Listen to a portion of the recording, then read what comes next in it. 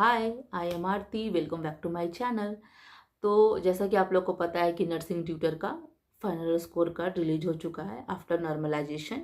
जब मार्क्स आ चुका है तो अब हम लोग सोचते हैं कितना कट ऑफ जाएगा, क्योंकि कट ऑफ ही हमारा बताएगा कि हमारा सिलेक्शन होगा कि नहीं होगा। तो आज के इस वीडियो में मैं कट ऑफ के बारे में ही बात करने वाली हूँ कि एक्सपेक्टेड कट ऑफ कितना जा सकता है। तो मैं पहले आप लोग को ये बता दूँ कि जो मैं आप लोग को कट ऑफ बताऊँगी वो मैं किस बेसिस पे कह रही हूँ। ठीक है, मैं किस बेसिस में आप लोग को कट ऑफ बता रही हूँ, कितना कट ऑफ जा सकता है।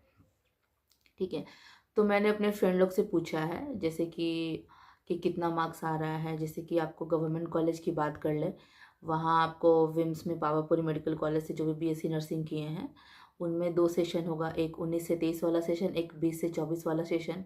2 एनएमसीएच से हो जाएगा 19 से 23 और 20 से 24, और भागलपुर में एक ही सेशन 20 से 24 जो कि मेरा सेशन था।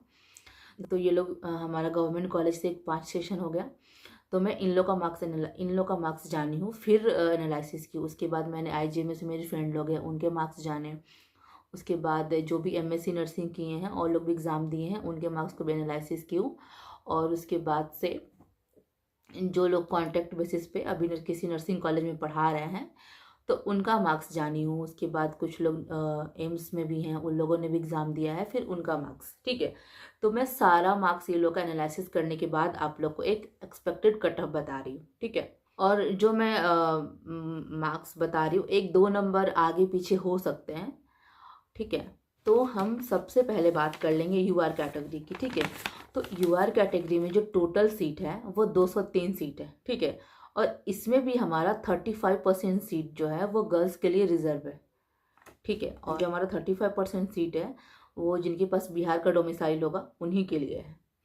और उसके बाद हमारा बाकी जो सीट बच गए हैं 132 सीट जो कि ओपन कैटेगरी के लिए हैं, इसमें गर्ल्स बॉयज़ दोनों आएंगे। ठीक है, तो हम बात कर ले यूआर कैटेगरी में जो ओपन सीट है उसमें गर्ल्स बॉयज़ दोनों आ सकते हैं। तो इसका कट ऑफ आपको 70 प्लस जा सकता है। मेरे कहने का मतलब है कि अगर आप यूआर कैटेगरी से हैं और अगर आपका मार्क्स 70 प्लस है तो आपका चांसेस है सिलेक्शन हो जाने का। ठीक है, और उसमें यूआर कैटेगरी में जो 35% गर्ल्स के लिए रिजर्व है, तो उसमें अगर आपका मार्क्स 65 to 70% है तो आपका चांसेस है सिलेक्शन हो जाने का।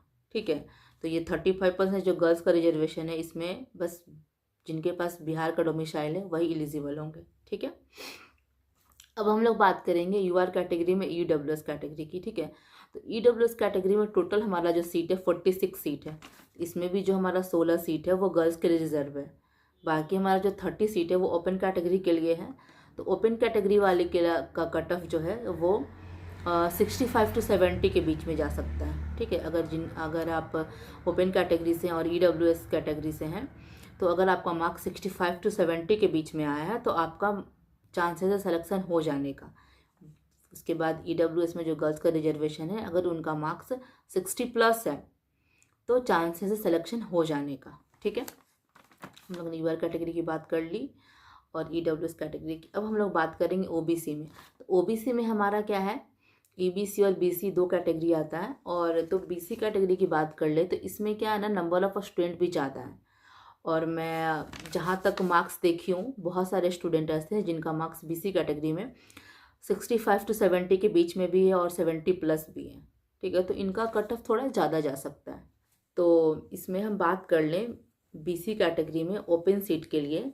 तो बीसी कैटेगरी में ओपन सीट के लिए अगर आपका मार्क्स 65 to 70 के बीच में है तो सिलेक्शन हो जाएगा। और अगर गर्ल्स कैटेगरी की बात करें तो उसमें 60 to 65 के बीच में अगर आपका मार्क्स है तो चांसेस है सिलेक्शन हो जाने का। तो हम लोगों ने ओबीसी की बात कर ली। अब बात करेंगे ईबीसी कैटेगरी की। तो ईबीसी कैटेगरी में अगर आपका मार्क्स, ओपन सीट की बात कर ले पहले, तो अगर आपका मार्क्स 58 to 60 के बीच में है तो चांसेस है सिलेक्शन हो जाने का।